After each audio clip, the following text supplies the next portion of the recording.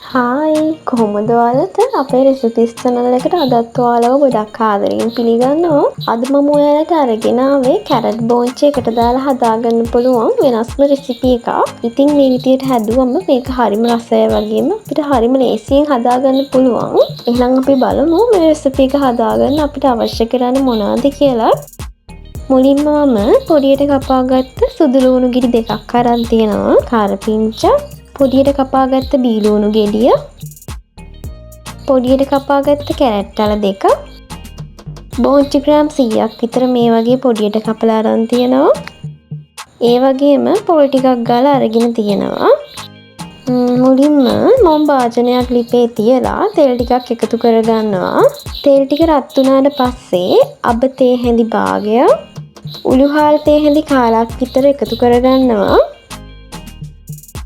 ඊළඟට මම කරපිංච ටික කපාගත්ත සුදු ලුණු බීලුණු ටික එකතු කරගෙන හොඳට මේ ටික තෙම්පරාදු කරගන්නවා. ඒ ටික තෙම්පරාදු කරගත්තට පස්සේ මම මේකට 3-5 කුඩු මසාලා කුඩු, මිරිස් කුඩු,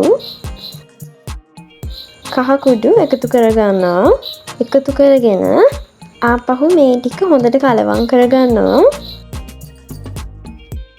ඊට පස්සේ කපාගත්ත කැරට් ටිකයි බෝන්චි ටිකයි එකතු කරගන්නවා. එළවලු ටිකට අවශ්‍ය ප්‍රමාණයට ලුණු කුඩුත් එකතු කරගෙන ආපහු මේ ටික හොඳට කලවම් කරගෙන වතුර කෝප භාගයක් විතර මම මේකට එකතු කරගන්නවා. අල ටිකයි බෝන්චි ටිකයි හොඳට තම්බ ගන්න මම මේක විනාඩි 7-8ක් විතර වහලා තියෙනවා.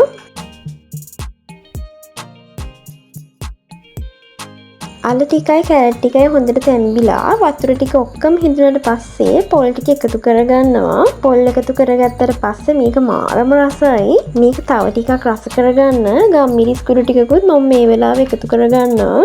දැන් මේ ටික හොඳට කලවම් කරගන්න. තව පොඩි වෙලාවක් මේ ටික කලවම් කරගෙන මම මේක ලිපෙන් අයින් කරගන්නවා. ඔන්න ඉතින් මේ තියෙන්නේ බෝන්චි කැරට් එකට දාලා වෙනස්ම විදිහකට මම හදාගත්ත රෙසිපි එක.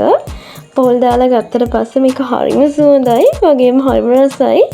ඉතින් ඔන්න අද මම ඔයාලට වෙනස්ම විදිහකට බෝන්චි කැරට් එකට දාලා හදාගන්න විදිහ කියලා දුන්නා. එහෙනම් අනිවාර්යෙන් මේ විදිහට හදලා බලන්න.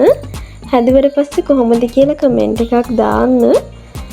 මගේ වීඩියෝ එක බලුවට ගොඩාක් ස්තුතියි. නැවතත් මේ වගේ රෙසිපි වීඩියෝ එකකින් ඉක්මනටම හමු වෙමු. ඔයාලට සුබ දවසක්.